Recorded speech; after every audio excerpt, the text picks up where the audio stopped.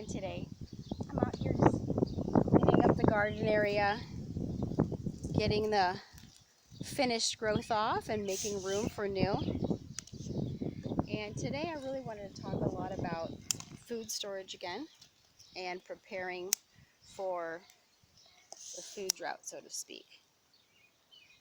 We've been seeing a pretty good abundance in our area, except in certain things. So wild fish is a little bit harder to come by, and some vegetables and some of the meats. So what are you doing to prepare for the times when it's going to be a little bit too tough to find, maybe great lengths of time in between? Today I stocked up on wild fish and beef because the prices were fantastic, and it's my understanding that the beef prices certainly are going to be going up considerably higher in a short time period to come. So today, little bit by little bit, not taking everything off the shelves, but a little bit because I do have a big family, I started to add to my storage. And I want to encourage everybody to do that. Not take everything at once because others need supply too, but to take enough a little at a time that would tide you over if for any reason, whether it's weather or food shortages, that would prevent you from being able to get what you need. So just come along with me as I work and we'll talk. So today we're doing some pruning, and I'm preparing for making another order for some customers. I bake, I do cooking for people from a menu I created almost 30 years ago, and I do that on a smaller scale now in addition to my work, and I really enjoy it. So I'm going to be getting some fresh herbs from the garden for that today, and some of the peppers that I'm going to be using I had already gotten and had frozen, so that's always good to have the storage. And one of my future projects is going to be learning how to store without the use of the freezer, so I have a lot to learn on that topic. So right now I'm at the red raspberries, and I'm gathering some for my children to enjoy today. Usually they're out here with me, but some of them are studying and some of them are working. And we're going to go on this side. I see a nice cluster over here.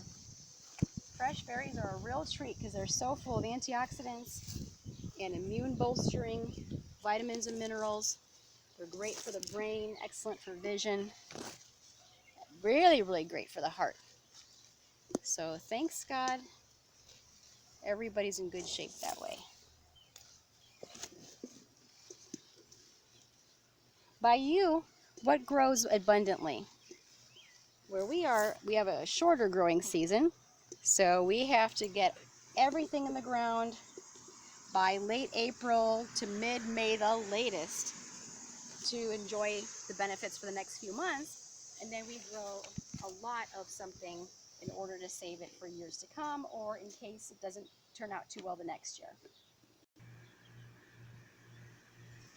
Hi everybody, I am now picking aronia berries. This particular variety is called Viking aronia, high in antioxidants and anthocyanins. In other words, really good for human health. So what we do when the supply is not that much to store, you just store a little at a time in the freezer, and then we use them during the winter months when these don't grow in what we call our milkshakes. So I had explained that once before. We take either the whole grass-fed organic cow's milk. Sometimes we also use goat milk when we can get it, which is more rare where we are. And we use the coconut milk as well. And we put all kinds of fruits, sometimes spices, and depends who's drinking it, sometimes raw nuts into the blender, and it's a powerhouse of nutrition right there and very filling. And sometimes it's seeds as well, like flaxseed, hemp seed, chia seeds for sure. And let's look at these aronias. These are not quite ready yet. You can see the green on them still, and there's still a lighter purple, kind of a reddish color, so I'm going to wait on those. Give those some days, something to look forward to in the days to come. But these plants are young, so they don't produce a large volume as of yet, just enough to give us a little bit each day for a few weeks.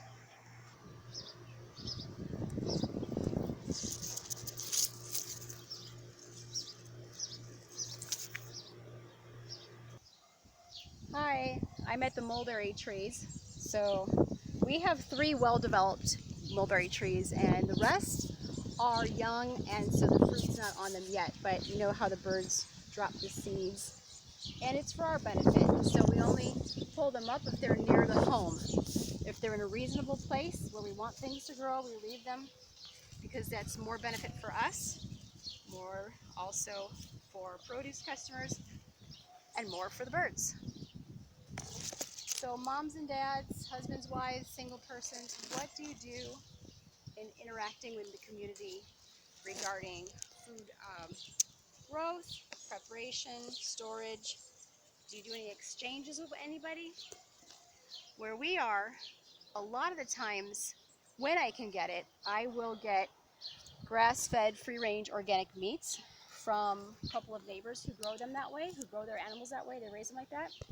The rest of them are conventionally raised in the area, and I do not buy those because they're in ample supply in the stores for less per pound, and I want to get away from those growth hormones and anything else that's put in them that's not meant for the body to consume. I want to get away from that as much as possible. So right now we're just out harvesting from the trees, and we're going to be taking a walk over to the main food garden in a little bit to gather herbs and spices for a bread which is called misi roti, and it's an Asian Indian style bread, and I have my own original recipe that I make. It's a variation on the traditional misi roti. So I have several customers who are going to be buying from me tomorrow, and that's what I'll be doing today.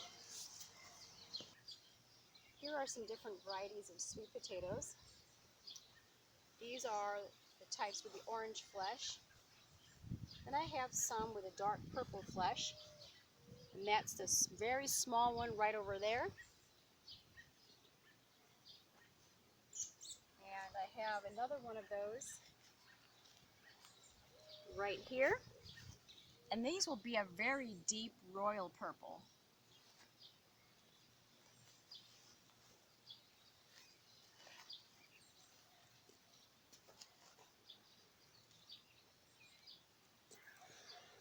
Here we have horseradish, and we have been using the leaves as a stiffening agent in pickling. Here we have some comfrey. It's a little bit thirsty. We've had quite a drought, and although we do water, it's not the same as fresh rain. Fresh rain always seems to do a better job at hydrating the plants.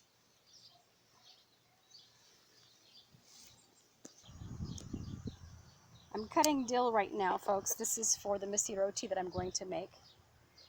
And I was reminded today, just as I was talking to some local farmers, that necessity is the mother of invention. And we've been in that mode as a society actually for many years. It's not something new. But I think the rapidity of the decline of access and just quality, period, of food, the decline has become at such a breakneck speed. People really do need to grow their own stuff.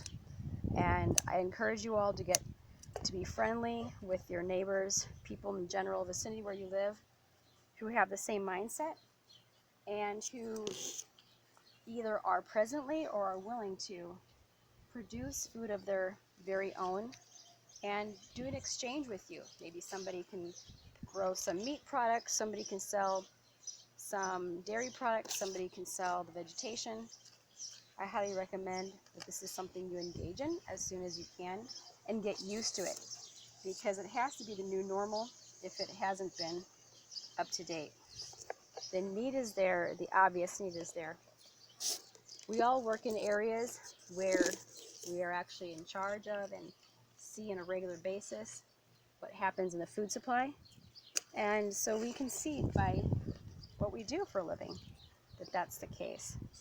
Although there's still food on the shelves, food in the cases, foods in bins, it's not the same as it was before. The variety is decreased, and the quality is too. So be creative, think of how you can save all around, Use materials that are not caustic to you, because that will increase your medical expenses if you're not careful in what kind of items that you choose. If you choose randomly or just whatever's cheapest, that'll cause harm to your own health and kind of, well, defeats the purpose. So as independent as you can possibly live, strive to achieve that. If it's hard for you to do, talk to people who know you, who'd be willing to help you achieve that, even in a small level, even if it's people going and getting stuff for you if you have restrictions in mobility. Okay, everybody, I picked a few berries. As you can see, I have a combination of mulberries and red raspberries, also some aronia berries. We have some little green bugs, which will not be included in the meal. And we have curry herb, that's this pale, kind of a silvery bluish color almost. It's a very light color.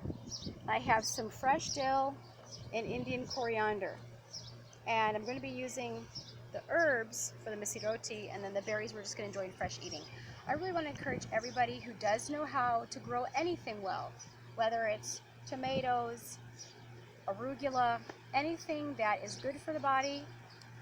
Some people do have dietary restrictions, such as those who cannot consume lectins, tomatoes and eggplant, peppers, all the grains, most of the legumes, if not all legumes, and a lot of seeds. They cannot have those. So find out when you're helping somebody. With gardening, I really recommend those of you who do know how to grow food to mentor others who are willing to learn. Try to talk to people to encourage them to be independent with their living needs, and if they don't listen, that's okay. You did your part, and you can't control it, but everybody does.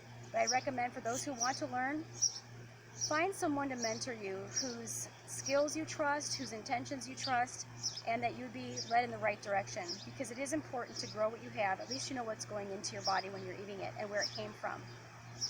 Store wisely, use things sparingly until you have a really good crop of something, and yet, still store wisely and use what you have in a way that you can get the best benefit from it. Have a wonderful day, and God bless you.